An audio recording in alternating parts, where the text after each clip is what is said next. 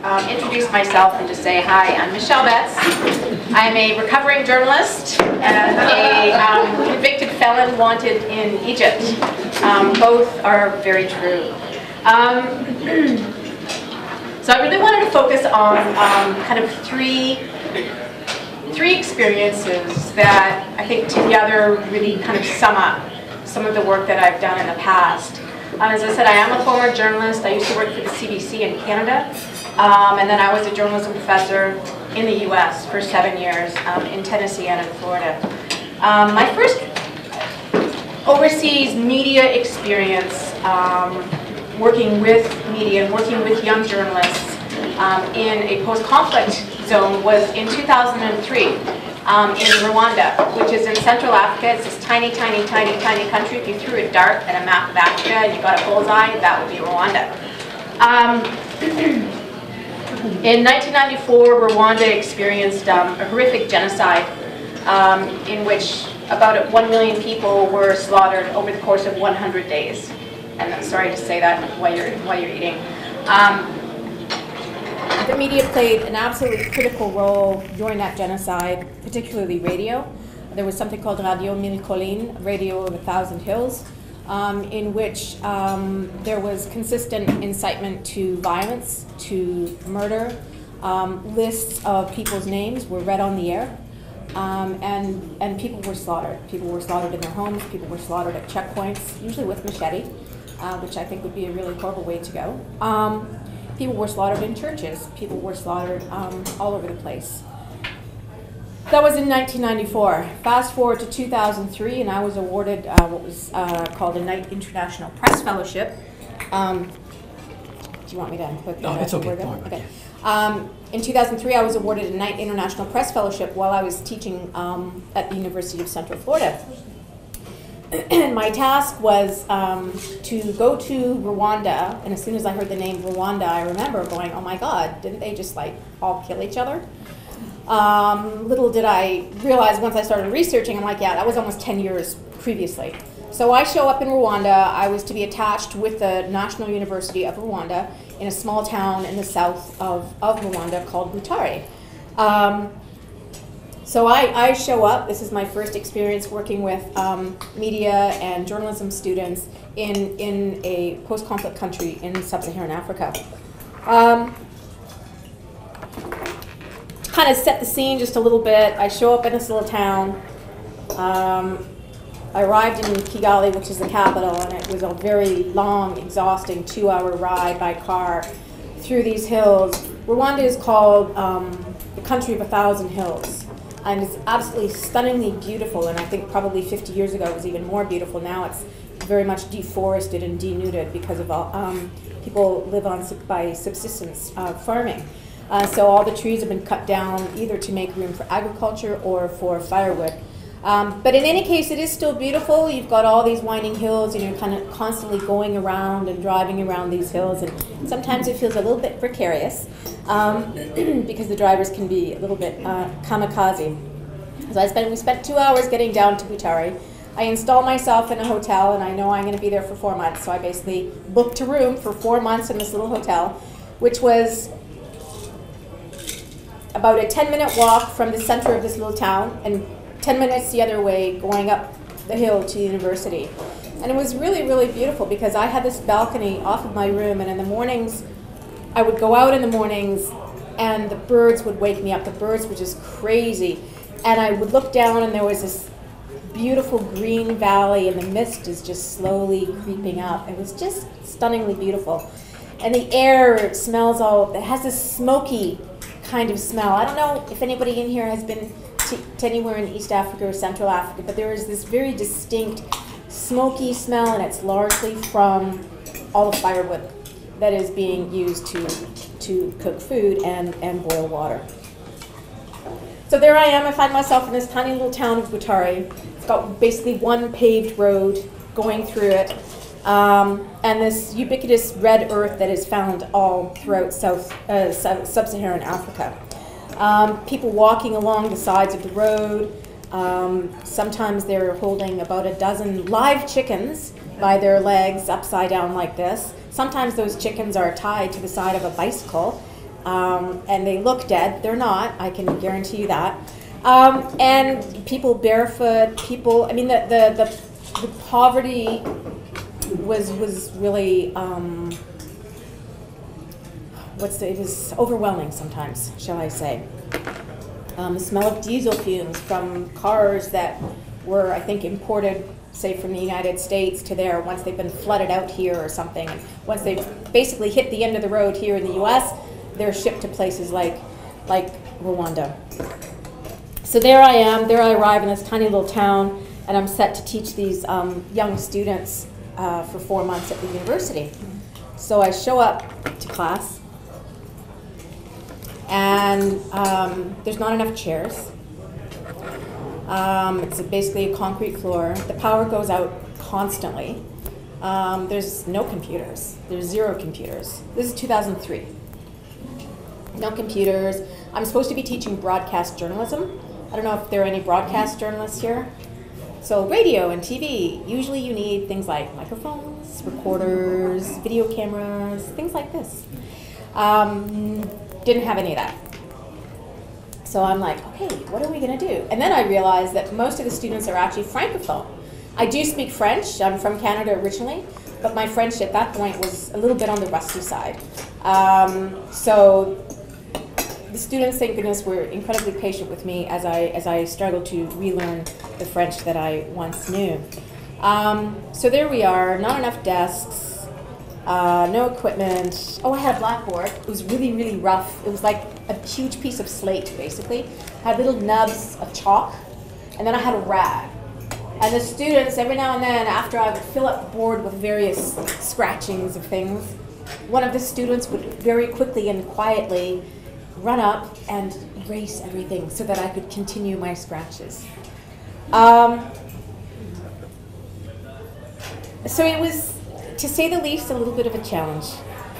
And then I'm in this country also where less than 10 years previously, radio had been used as a weapon. Basically, media had been weaponized during the genocide and prior to the genocide. The media had been used as a weapon to, as I said, to incite the murder of 1 million people. So how do you work with journalism students, many of whom appear to be traumatized, who would not speak, whose entire families have been slaughtered during the genocide, who literally could not communicate with you. They were silent. I was like, oh my God, how am I gonna get through to these guys? How am I gonna? First, there's the language, then there's trauma, then there's like no equipment. I mean, there were challenges that I really thought were kind of insurmountable. But I have to say, we worked through those challenges over the course of 4 months. And it was actually really gratifying when, on my last day, we had a little kind of going away party, the students and I. And a couple of the students kind of gave speeches or something. And one student, who I'm still in touch with now, he's actually the managing editor of the leading English language newspaper in Rwanda today. It's a government-run newspaper, I should add, which is something else I could talk about Rwanda. But in any case, he comes up and he pulls out this little piece of paper from his pocket. He's like, yeah, I want to talk about Betz. And he pulls out there's 10 things I love about Betz and 10 things I hate about Betz. And he starts going through the list. You know, the 10 things I hate about Betz included, she made me want to cry. You know, she made me just sometimes want to give up. But then the 10 things I love were things like, but I made it through this, I'm a better person, and holy mackerel, did I ever learn a lot, and my life has changed. And I was like, oh my God, I guess after 4 months I did have some kind of an impact on these kids. And no, it's all good.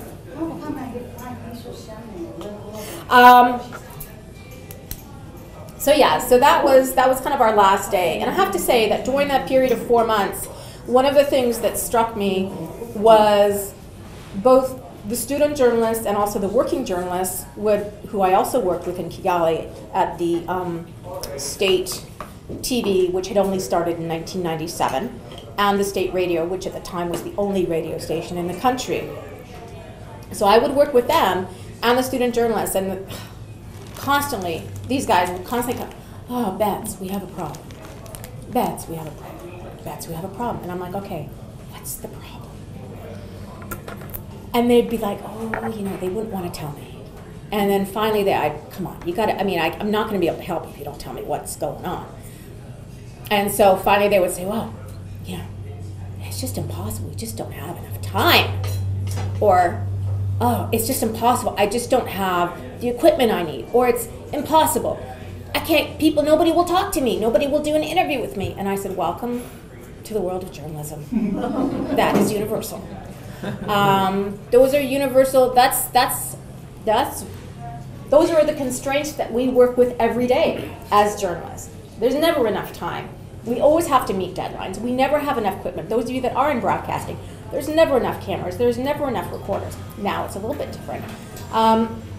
It's very difficult sometimes to get people to talk on camera or to talk on the record. So they were a little bit flabbergasted when I said, no, that's not a Rwanda problem, guys. That's universal. Welcome to journalism. During that time in Rwanda, I also spent a week working at TV Rwanda, which, as I said, started in '97, and was the only TV station in the country. My first question on arrival there to the group of journalists that I was working with, do you have any, where's the computers? Where's the computers? And they looked at me and they started laughing.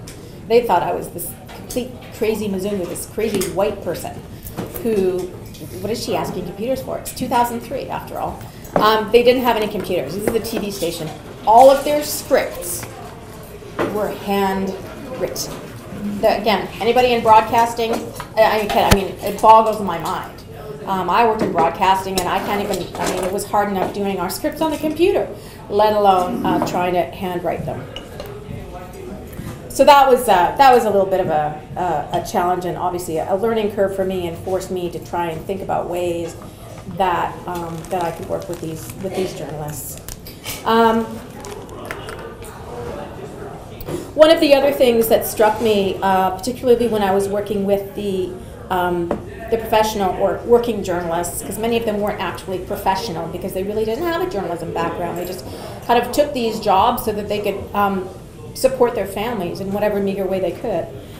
So when I started working with them, I would sit in their morning meeting and I'm like, okay, so what are you guys covering today? What are you working on? And they'd say, well, there's this meeting and there's that meeting and this ceremony and that ceremony. I'm like, are you kidding me?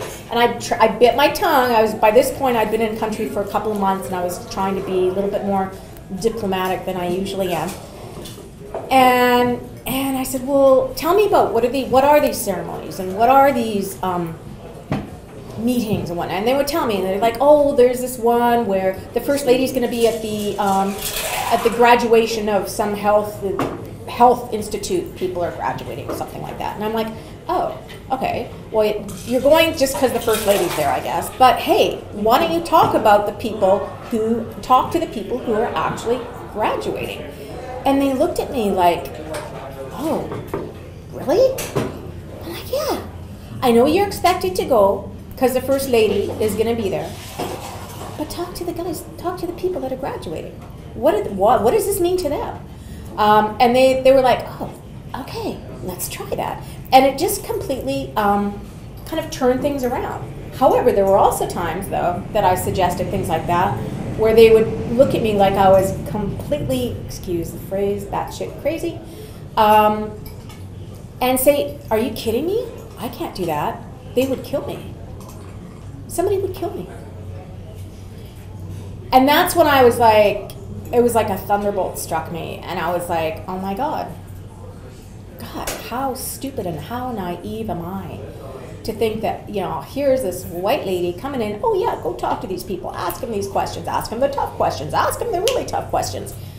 And then they're targets. And then their families are targets. And then if they even survive, do they even have a job left? So that for me was a real, kind of awakening, and it would become more real personally for me a number of years later. So we're now leaving Rwanda. We're fast forwarding from 2003 to 2011 to Cairo, Egypt. By this point, I was married. My husband joined the State Department in 2005, and our first tour was in Accra, Ghana. Our second tour was in Cairo, Egypt. So we're in 2011, we're in Cairo. Oh, there's this thing called a revolution. All this time, I had been continuing my work in Sub-Saharan Africa, despite trying to do work in the Middle East, which I have always had an incredible passion for, and this spent years in Jerusalem during my days as an undergrad. In any case, so I'm still doing Sub-Saharan Africa work, can't break into the Middle East for whatever reasons, but that's okay. I had tons of work, tons and tons of work. Then the revolution happens. Boom. Husband is considered essential personnel, but I'm family, obviously not essential, and not working for the State Department. So I had to hightail it back to the US. So my husband stays back in Cairo for 6 months. I go back to the US and I start kind of just settling in, because I also knew that was going to be where our next tour was, in DC. One day I get a call, this is probably about 6 months later, I get a call from a non-governmental organization, an NGO, called the International Center for Journalists. They were the people that sent me to Rwanda in 2003 on my fellowship. And they called me and they said, hey, you know, you just came back from Egypt and we have this Middle East program and our director is going on maternity leave. Would you like to cover for her for a few months? First question out of my mouth was, are you, ICFJ, this NGO, are you registered in Egypt to work? Oh, that doesn't matter. And stupid me. Stupid me. I said, oh, okay, I guess it doesn't matter. Even though I knew, and I had meetings when I was living in Cairo with similar organizations that were desperately trying to get registered and couldn't. Anyways, that's kind of another story. So I said, yes, I'll do this job for 3 months. Well, I'm still kind of vaguely associated with them because I have this 5-year hard labor conviction hanging over my head. So how did that happen?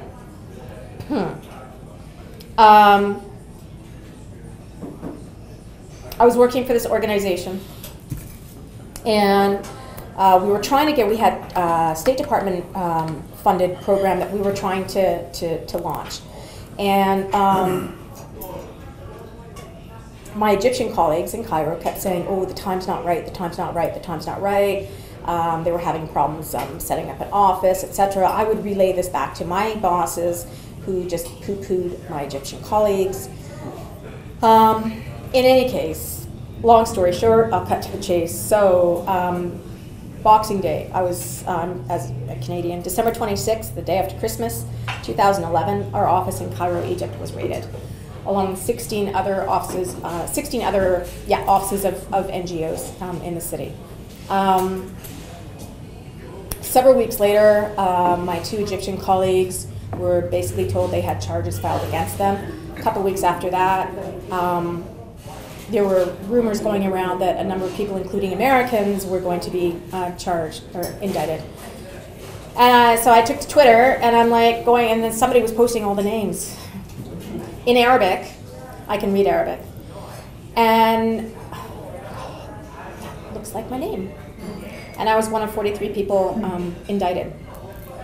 Ultimately charged, ultimately convicted in what was very clearly a politically motivated case. We were charged with receiving funds from overseas illegally. We were charged with operating without a license, etc. So the trial dragged on for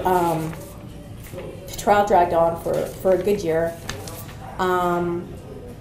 During all of this, most of the Americans that were in Cairo, remember I was already back in the States, most of the Americans that were in Cairo basically took refuge, hid out in the US Embassy, which is very unusual. That's a whole other story on its own. And the US government ended up paying $5 million bail, basically, so that they could get these Americans out in the middle of the night on a plane. It got to the point where the Egyptians, after they charged us, the Egyptians also went to Interpol And on those of us that were already not in Egypt prior, well, we were considered fugitives, i.e. we had fled Egypt. Well, I left Egypt like a year prior just because I had to. But we were considered fugitives, and they went to Interpol and they asked Interpol to put out a red notice on those of us that had fled. So then I get a call. I'm like on my first vacation with my husband in like over a year or something. We're in the U.S. Virgin Islands, and I get a call saying, "Thank goodness you're in the U.S. Virgin Islands because there's going to be a red notice going out on you." And I'm like, okay, well, that ruined that vacation real fast. So basically, for 2 years I didn't travel. My career, because I have to travel for my work, my career completely tanked. What was even worse was my Egyptian colleagues, my 2 Egyptian colleagues, who finally they had stayed in Cairo during the trial, which basically met like once a month, and those charged would appear in court in a cage, kind of like a zoo cage, literally. I'm not kidding you. There's pictures of this. They would be in a zoo cage, and they'd be together with all the other common criminals, you know, the murderers and the rapists and whoever else, and they're all in this cage in a courtroom. And they're basically, I mean, it was absolutely horrible what they had to go through. Finally, just before the verdict was going to come down, I had been pushing to have, to make sure that my Egyptian colleagues were not in Egypt during the verdict, because I knew we were going to be convicted. I had known from day one. So this is Egypt you're dealing with. It is not rational. You can say it's political all you want, but at the end of the day, if they want to convict us and send a message, they will. Oh no, Michelle, you know, you're just being a drama queen or whatever. And as I was going through my notes this morning, and there was the day before the verdict, there was the lawyer, who did not represent me, by the way, represented the NGOs, which I found out later, set out 3 scenarios, with the 3rd scenario, the most unlikely is that we would be convicted. I'm like, are you kidding me? Like, even I know that is the most likely. Anyways, I pushed and I pushed and I pushed, and I said, you need to get our Egyptian colleagues out of there because we're going to be convicted and they're going to be chucked in jail. Finally, it was literally, I think it was like 2 days before the verdict came down, they finally got them out. I was like, okay, thank God. But what transpired after that was, in some ways, even more horrifying for my Egyptian colleagues, because we were found guilty. Those of us who were tried and convicted in absentia were given a 5-year hard labor sentence, which I always say would be a great weight loss plan. And that's kind of my way of, yeah, if I ever go back, well, at least I'll lose some weight that I've been trying to lose for 20 years. Anyways, you got to find some humor where you can find it, right? So, for my Egyptian colleagues, however, it was really, really grim. One of them, our program head in Cairo, was an extremely well-known, well-respected war correspondent who had covered everything from the DRC to Iraq to Afghanistan to, I'm forgetting a whole bunch of other wars that he had covered, and had worked for one of the most well-known newspapers in Egypt. Okay, he's now facing a sentence. He's now in the U.S. His family is in Cairo. His kids are being bullied. His youngest son, his arm was broken at school because he was tormented. Because my colleague Yahya, everybody branded him, the media in Egypt branded him as a traitor. He was working for the Americans. He was an American spy. He's a traitor and blah, blah, blah, blah, blah. And so his kids really, really kind of got the brunt of it, as did his family. My other younger colleague, who was also in the U.S., and he was just very low level. He just took the job because it was a job. And now he's still stuck in the U.S. His father passed about a year after we were convicted, and he couldn't even go back for the funeral. So people's lives were really, really destroyed by that case. And I think for me, what it did was really kind of bring home this issue of the safety of journalists and how, you know, I as an international journalist, even though I work in post-conflict and conflict zones, for the most part, I can get on a plane and get out of there any day I want. For my local colleagues who I work with in the work that I do now, they can't. They can't. Which kind of brings me to my last kind of case here, or country, or experience. And I realize I'm going through my notes here. I'm like, oh, I really forgot something about Rwanda. But if there's time, I'll bring it into it later. In any case, okay. So I was convicted in 2013, and it was devastating. It was an extremely depressing period for me personally, and in particular, texting with my colleague Yehi in the middle of the night, and it was terrible. 2014, the Central African Republic, a place that Nicholas Kristof of the New York Times a few days ago called the most wretched place on the planet. Not that I think much of Nicholas Kristof, but anyways, just to give you some scenarios here.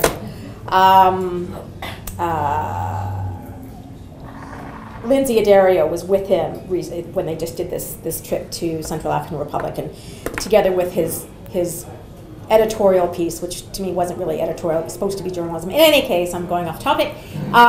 Lindsay Addario did some really amazing photographs. So if any of you are interested in the Central African Republic, I would encourage you to check out Lindsay's photographs and Christoph's little article about the most wretched place on the planet.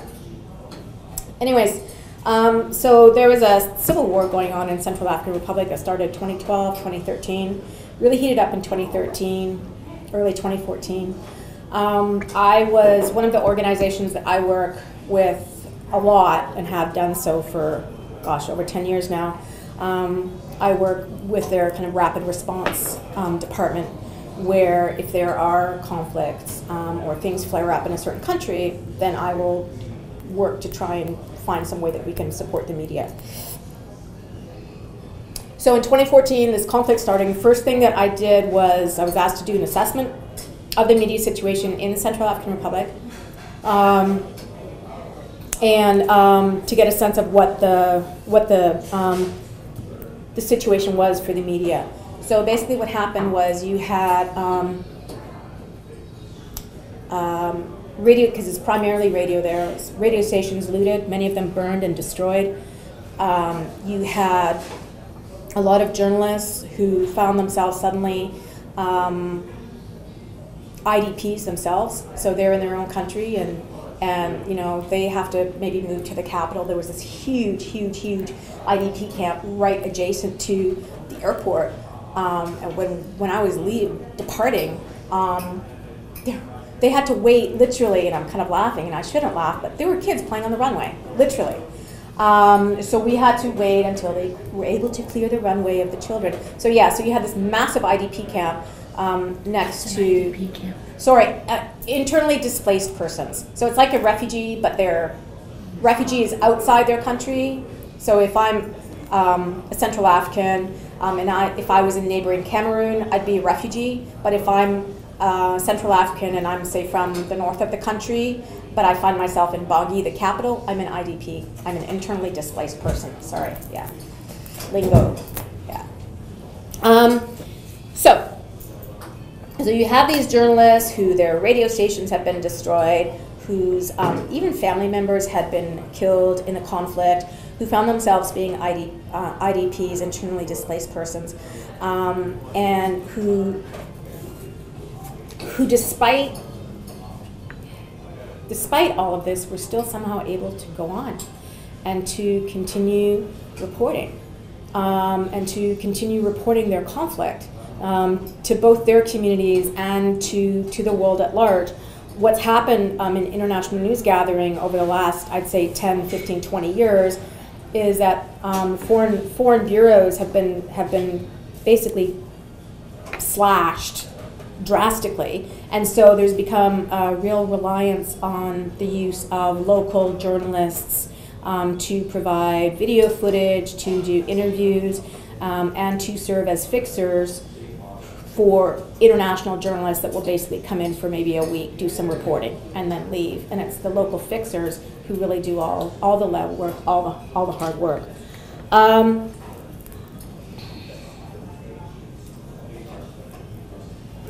What was really interesting in one meeting, so I did this assessment, and then later that year, we had a meeting in neighboring Cameroon with a bunch of the media leaders from Central African Republic and various organizations like the one I had been working with to see what can we do to help rebuild radio stations, to provide training equipment. We're trying to figure out what are the needs. And it was really interesting in that one of the things that kind of stuck out for me is that there was discussion, and this harkens back to Rwanda, there was discussion of the word genocide. Because the international media had started using this word in reference to the Central African Republic. It's a genocide, and the Muslims are killing the Christians and da-da-da-da-da-da. But the Central African journalists were really quick to note that the use of that term alone had the potential to inflame and really could result in deadly consequences. And so they really wanted to make sure that that word was not used, because if it was, it did kind of, they felt, increase the risk of having an actual genocide, which I thought was really, really interesting. Just to give you a sense of what these local journalists had to deal with, in the course of 3 months, ending the 31st of May, 2014, and this I'm going to read, Central African journalists were exposed to the following. 2 journalists were fatally attacked in what were unclear circumstances.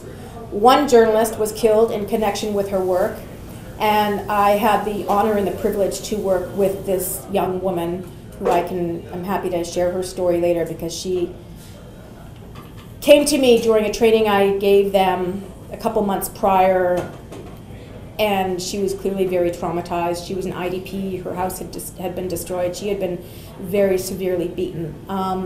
And somehow it came out that my husband is a psychiatrist, and she came to me after the training and said, what can I do to get these pictures out of my head?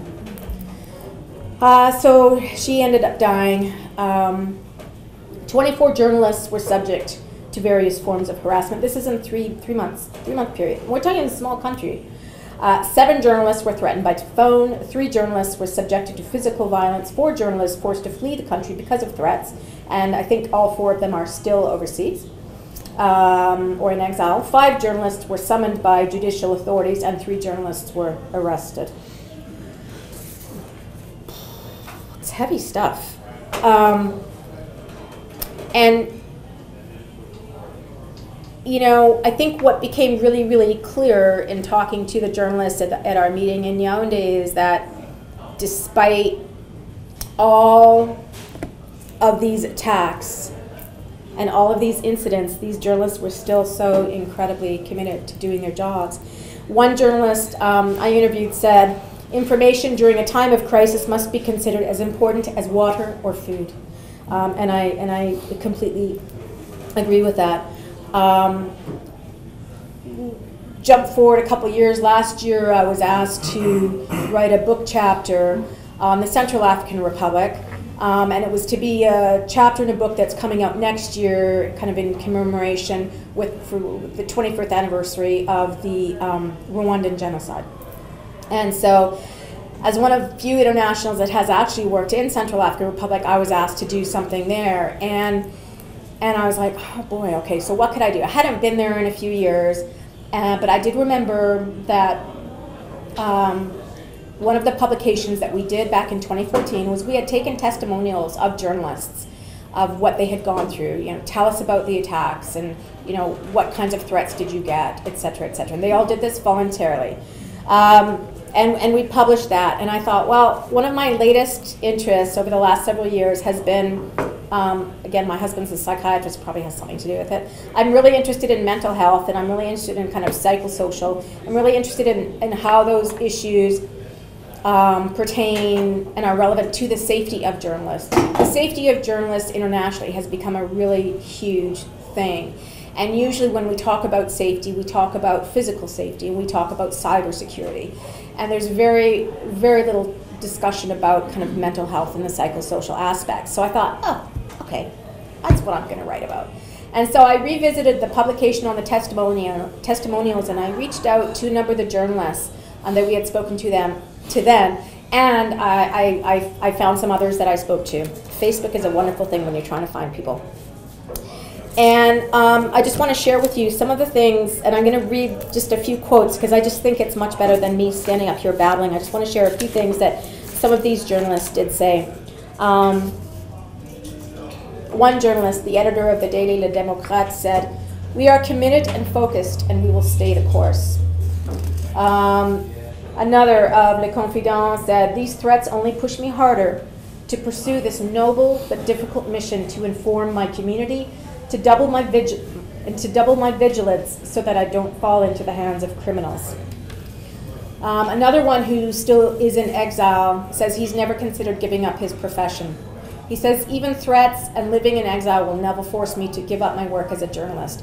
I chose this profession and I will continue doing it." Another young journalist who's been a really great source of information over the last few years, he basically, his career as a journalist basically came of age during the country's conflict. And he says the following. He says, "I can tell you that my career was started by the crisis." You know, they also call it crisis and not conflict or war. "And continues in the crisis. It has made me strong, confident, and objective. I never for a second considered stopping my work as a journalist. It is my profession. I was trained as a journalist." It's giving me the goosies. "I was trained as a journalist and I will continue working as a journalist because my country today needs professionals and there are not many of us abiding the ethics of journalism. But I would like to learn more and pass on my knowledge with young people who aspire to become journalists. The experience I have gained of managing information during crisis must be shared with others or even with journalists in other countries that are experiencing conflict. If the situation here stabilizes, it is because Central African journalists contributed to that stabilization. Unlike the Western journalists, we never reported our conflict as religious. If we had taken that position, then our country would have experienced a genocide or a religious war." So, wow, for me, that just says so much. And ultimately, I think all of those cases that I've talked about, Rwanda, which I forgot a huge segment, even Egypt, which was my darkest hour, and then coming back and talking to these Central African journalists, you know, our profession is under fire. And it's under fire in this country big time now too. And we are targets, and I think we always have been targets. I think we're more targets now than ever. But I think where I draw my inspiration today is from these guys over there, who are working against all odds and who are really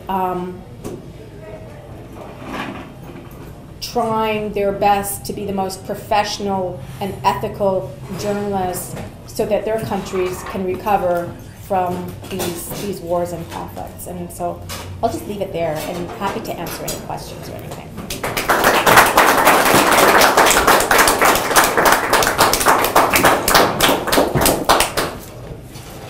Actually, you know what? Can I change my mind? Can I just tell you guys one other thing that I did in Rwanda that I completely forgot? Is that all right? Yeah. Okay, cool. So as I said, I was there in 2003. And during that 4-month fellowship, I was approached by UNESCO, which is the United Nations Educational, Scientific, and Cultural Organization based in Paris. They also do a lot of communication information type work. So in the end, I've done quite a bit of work for them. And they approached me while I was in Rwanda in 2003. Said, you know, the country is liberalizing the airwaves. They are changing the laws. They do want to open up more radio stations. And UNESCO wants to be a part of that. And we want to get a radio station set up at the university. And so fast forward 2 years to 2005, I was contracted by UNESCO, who had gotten funding from the government of Japan. And UNESCO contracted me to go to Rwanda and set up a radio station. So this was going to be one of the first stations set up post-genocide, kind of post-hate radio. It was going to be one of the first radio stations other than government-run radio. It was going to serve a very important community, the university community, but also the southern part of Rwanda, which is a very rural part of the country. So I was like, wow, how do you, this legacy, there's this legacy of hate radio, but you're trying to kind of work for kind of development radio, peace radio, and how do you do that? So I basically had 12 days to do that.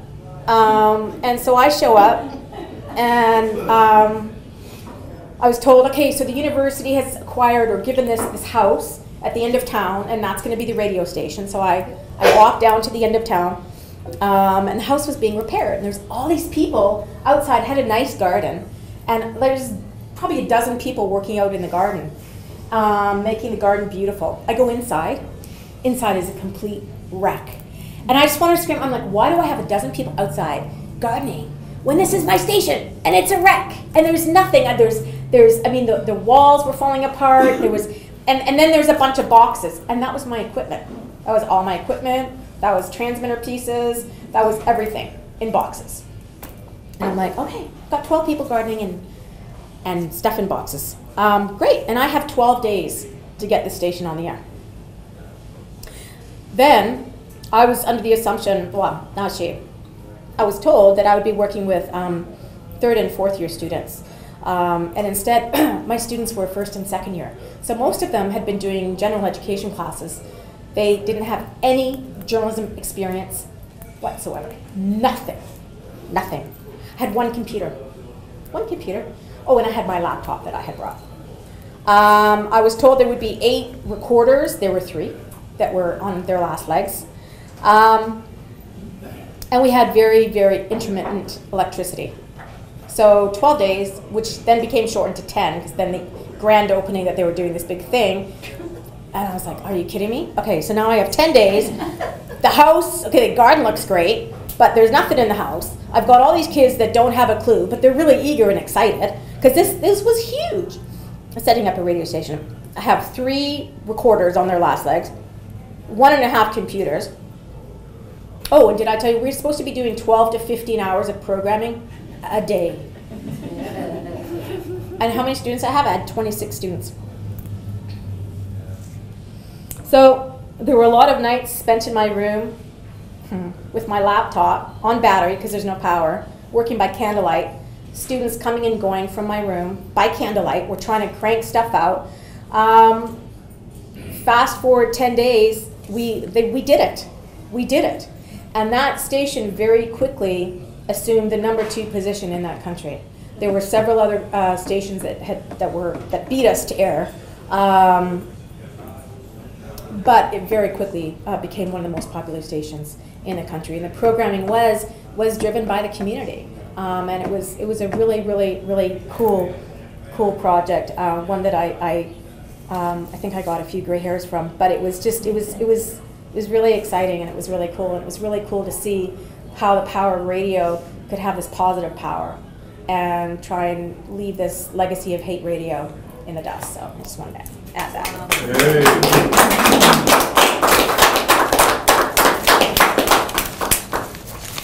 Questions? Yes. Yes. I feel like I'm back in class or something. Yes, sir. Go ahead. If I understood you rightly, the CAR, Central African Republic, was sort of the worst case, certainly in terms of poverty, where you were working.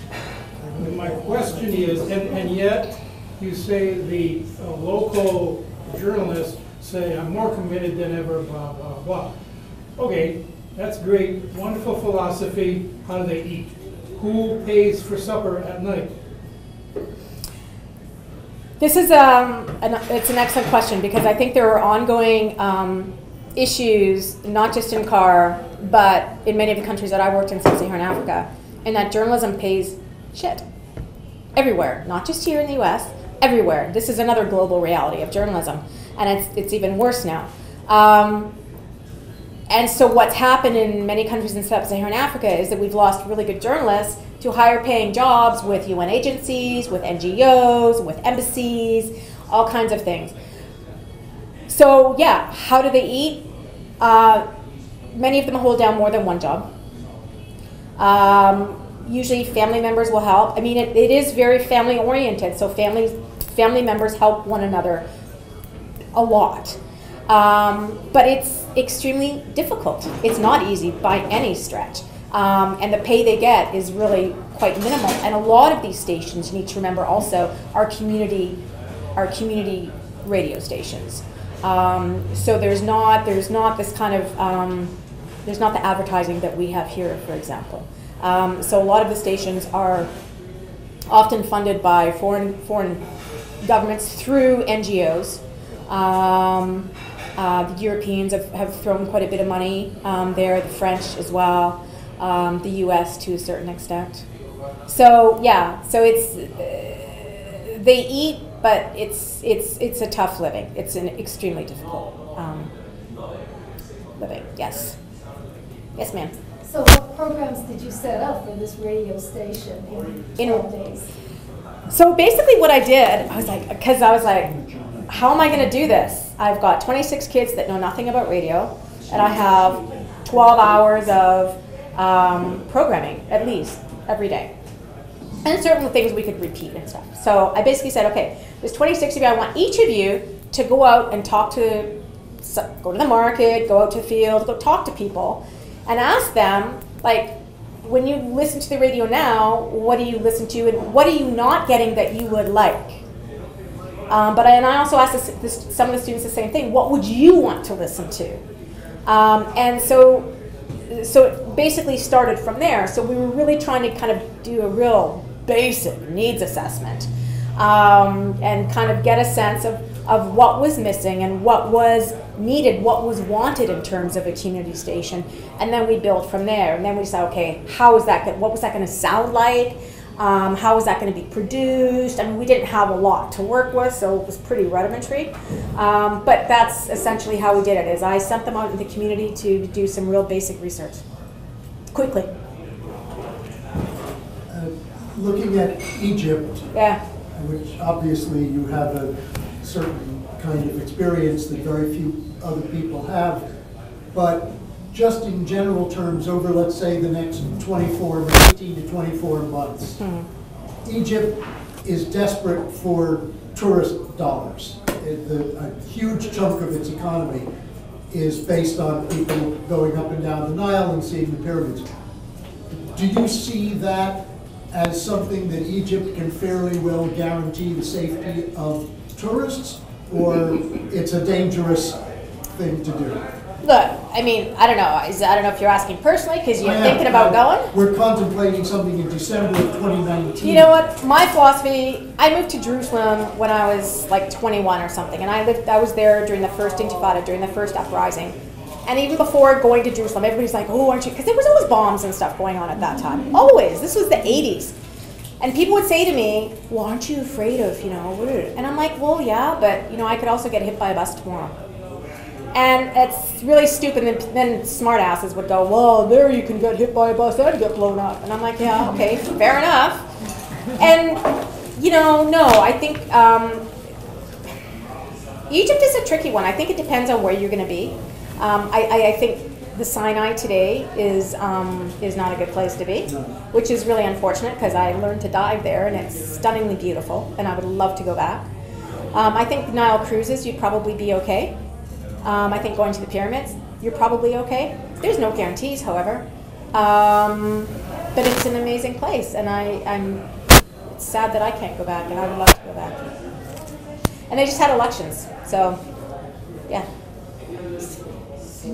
CC will be there, yeah. 3 to 4 years ago, the only thing was don't go away from the river. Yeah. Don't go into the desert. There's no.